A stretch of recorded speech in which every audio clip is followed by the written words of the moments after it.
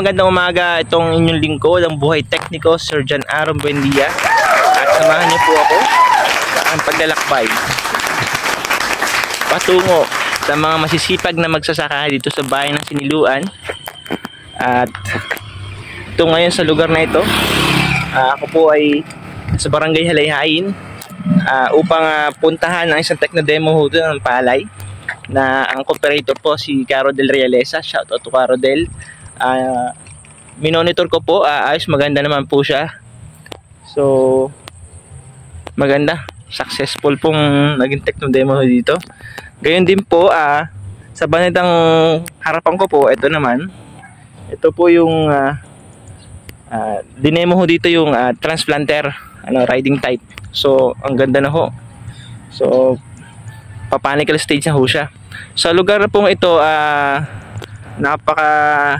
makakatuwa talaga sa paningin dahil ang gaganda na ho ng palay at nangangamoy na ang iba dito nga bunga dahil namumunga na ang pinaghirapan po na magsasaka dito sa bayan ng Siniluan at lalo dito sa Barangay Halayhain. Shoutout to sa mga magsasaka dito sa Barangay Halayhain at namumunga na ho ngayon.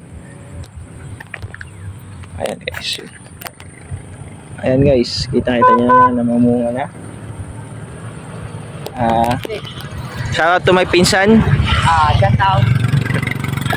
Renz Malonzo Kagawad, magandang umaga. At syempre guys, patuloy ho tayo sa pagtatrabaho natin. Hindi lang ho dapat tayo sa isa nakapokus katulad ng paggugulay. Syempre kailangan din natin mag-focus sa ibang bagay katulad ho sa pagpapalay. So hello guys, syempre hindi lang pwede hanggang tingin-tingin lang. Isang pupuntahan natin sa actual po yung lugar ng nasabing techno-demo na pagmamayari po ni si Caro Del Realeza. Ano po? So nandito po ako ngayon sa Bunton. Ayan, Bunton. Lakarin ho natin. Lakarin ho natin. At syempre, ingat-ingat baka may ahas. So guys, nandito na tayo. Tingnan ho natin.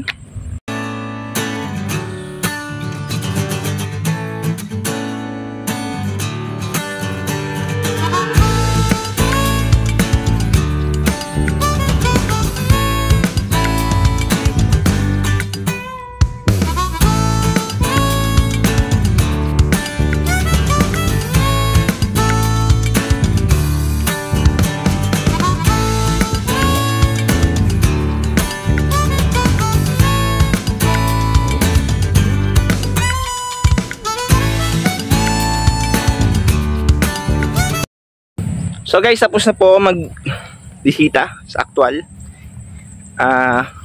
Makati. Pero okay lang ho yan. Parte na ho yan ng pagiging isang tekniko dito sa Farm Agriculture. Ang kati natural na. Ang putik po ay natural na. Maganda ho ang kinalabasan. Di po siya banso. Bali po ay panical stage siya, pagbuntis na ho. Ganda, walang peste ho nakikita. Congratulations Caro Del, ang ganda ho ng inyong techno-demo dito sa inyong site sa Barangay Halayhain. At patuloy po na sana ay magbunga ang inyong paghihirap bilang rice farmer ho dito sa bayan ng Siniluan. So guys, patuloy lang nyo po akong suportahan, manood lang po ng mga videos at ako po ay maligaya na ako inyong sinusuportahan. So ingat po tayo lahat, God bless. Ito po muli ang inyong buhay tekniko, nagpapasalamat sa inyo at nagsasabi ng patuloy na mangarap, huwag tayo susuko. Guys, yan na kayo.